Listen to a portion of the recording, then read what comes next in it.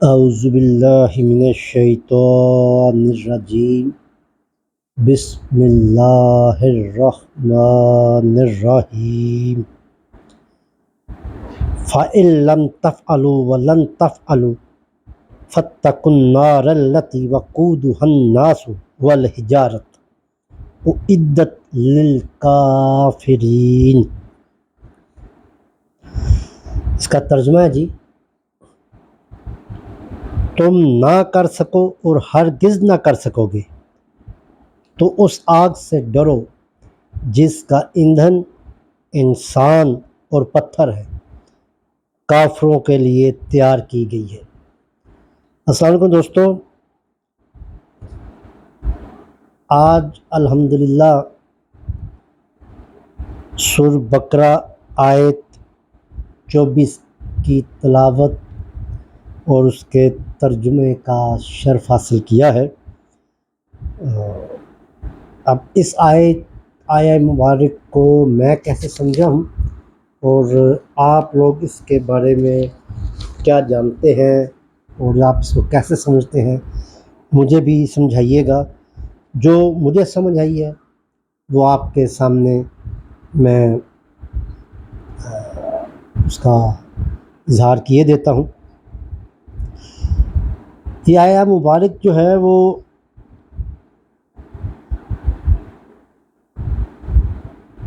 مطلب میں نے اس کا ترجمہ اور اس کو سمجھنے کے لیے کافی دن اس کو دیکھتا رہا، سوچتا رہا، پھر میری بڑی مشکل میں نے اس کو سمجھا ہے اور شاید پتہ نہیں پھر بھی آپ کو سمجھا پاؤں کہ نہ سمجھا پاؤں۔ فَإِن لَم تَفْعَلُوا، پھر اگر تم نہ کر سکو۔ اچھا، یہ آیہ مبارک جو ہے یہ آپ اس کے بارے میں جانتے ہیں کہ یہ اس سے پہلی جو آیت تھی وہ جو منکرین حق تھے وہ کہا کرتے تھے کہ یہ نبی اکرم صلی اللہ علیہ وسلم اپنے پاس سے آیات بنا لیتے ہیں، تو یہ اس کا بہترین جواب ہے۔ یہ ابھی تک ہے، یہ میں آپ کو بتاتا ہوں کیسے ہے۔ تو کلام حق یہ نازل ہوتا ہے کہ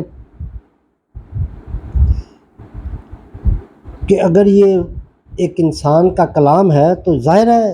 تم بھی اپنے ساتھ جنوں کو، جس کو بھی اپنے ساتھی ہیں، اس کو ملا کے تم اس کی ایک آیت، ایک سورہ بنا کر لے آؤ، اور یہ اس کے تناظر میں یہ بات ہو رہی ہے۔ اور پھر یہاں پہ اب اللہ تعالیٰ جی فرماتے ہیں، پچھلی آیت میں تو کہا کہ آپ بنا کر لیں، اگر تم میں یہ طاقت ہے تم بھی بنا سکتے ہو تو بنا لو، کیونکہ اگر یہ انسانی کلام ہے تو وہ تو کوئی بھی بنا سکے گا، مطلب اگر کوئی کام میں کر سکتا ہوں تو میرے ساتھ اور لوگ بھی کرنے والے موجود ہوں گے۔ تو یہ اس کی اگلی آیت جی آپ کو کہہ رہی ہے کہ فَإِن لَم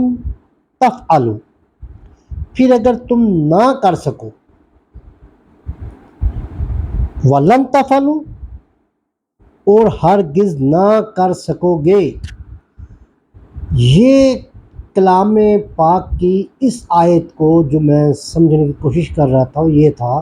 کہ آج سے یہ 1500 سال پہلے جس وقت نبی صلی اللہ علیہ وسلم کے حضور یہ آیات نازل ہو رہی تھی، اس وقت یہ چیلنج کیا گیا تھا کہ پہلے تو یہ چیلنج تھا کہ آپ بنا لیں،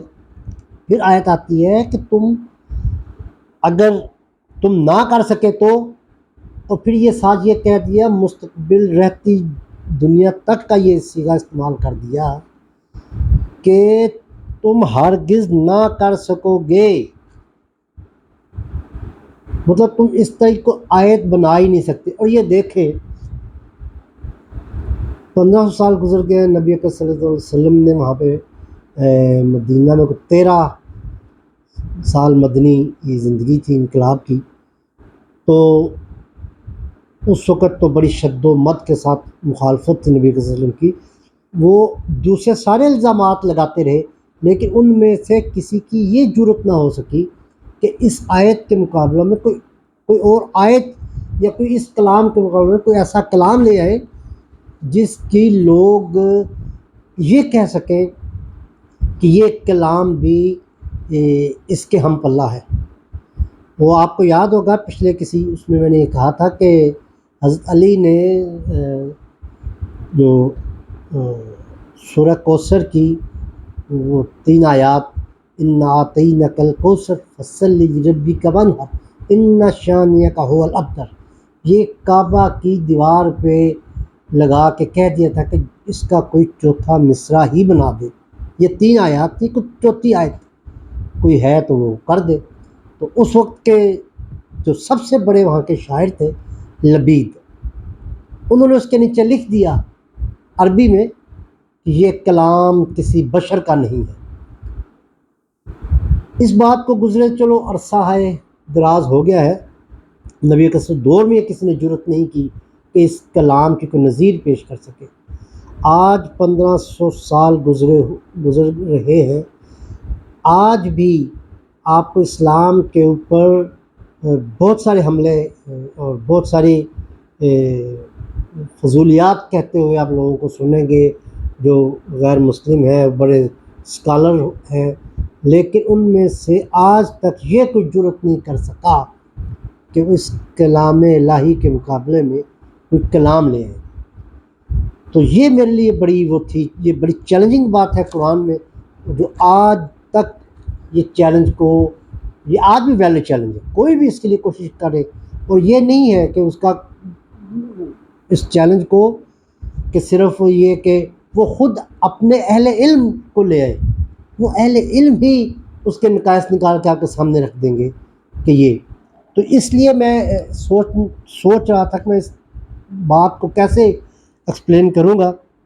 اور اس کے بعد ہے فرماتے ہیں جی اور ولن تفعلوا، ہرگز نہ کر سکے، فاتقوا النار التی، تو ڈرو اس آگ سے، نار التی وقودها الناس والحجارت، تو اس آگ سے ڈرو جس کا ایندھن انسان اور پتھر ہے، وہ عدت للکافرین، کافروں کے لیے تیار کی گئی ہے۔ اب یہاں پر ایک اور بات ہے، وہ یہ سائنسی ایک حقیقت آپ کے سامنے رکھنے لگا ہوں کہ فاتقوا النار التی، تو اللہ تعالیٰ کہہ رہے تم ایسا ہرگز نہیں کر سکو گے، تو پھر ایسے کرو کہ اس آگ سے ڈرو جس کا ایندھن انسان اور پتھر بنیں گے۔ اچھا، اب یہ پتھر کا جو ہے اس کے 2 معنی، ایک تو پتھر کی وہ جو پوجا کرتے تھے مورتیاں بنا کے، کہ وہ پتھر بھی ان کے ساتھ جائیں گے، وہ جب وہ اس آگ میں ہوں گے تو وہ جب وہ خود اب اس حالت میں ان کو دوہرا عذاب ہوگا کہ ایک تو وہ آگ کے عذاب سے گزر رہے ہوں گے، دوسرا یہ کہ ہم جس سے دعائیں مانگتے تھے، جس سے اپنی حاجات پوری کرنے کی درخواستیں کرتے تھے، جس کے آگے ہم گھٹنے ٹیکتے تھے، سجدے کرتے تھے، وہ بھی ہمارے ساتھ جل رہے ہیں۔ اور دوسرا اس میں جو ایندھن ہے پتھر کا، یعنی پتھر کا جو کوئلہ ہوتا ہے اس کی حدت بہت زیادہ ہے، یہ ایک سائنسی حقیقت بتا رہا ہوں۔ آپ لکڑی کا کوئلہ لے لیں، کسی اور قسم کا کوئلہ لے لیں، کوئی اور آگ لے لیں، وہ آگ پتھر کی آگ کے مقابلے میں ہم کم ہوگی، لیکن جو پتھر کی آگ ہوگی وہ بہت زیادہ حدت والی ہوگی، اور وہ جلدی وہ ٹھنڈی ہونے والی بھی نہیں ہوتی ہے، بلکہ وہ پتھر جو ہے وہ اس آگ کو اور زیادہ بڑھاتا چلا جاتا ہے، اس کی حدت بہت زیادہ ہوتی ہے۔ اور یہ بات ایک میں سائنسی حقیقت کے طور پہ آپ کے سامنے رکھنا چاہتا تھا۔ اور دوسری بات جو اس میں ہے، جو شاید جو ہمارے علماء بھی بیان فرماتے ہیں، وہ یہ ہے کہ وہ کافروں کے لیے تیار کی گئی ہے۔ تو مومن یا ایمان والے لوگوں کے لیے اس میں یہ بات تو ایک تسلی کی ہے کہ شاید اس میں مومن یا ایمان والے لوگ جو ہیں وہ کافروں کے لیے کہا، جو انکار کرنے والے کافروں کے لیے کہا گیا ہے کہ یہ ایندھن ان کا ہے۔ تو بہرحال آگے کی آیات سے آپ کو اور بات واضح ہو جائے گی، لیکن اس آیت سے جو میں سمجھا ہوں وہ یہ ہے کہ جو ان آیات کو جھٹلاتے ہیں، جو اس کا انکار کرنے والے ہیں، اس میں ان لوگوں کا ٹھکانہ ہوگا اپنے پتھر کے خداؤں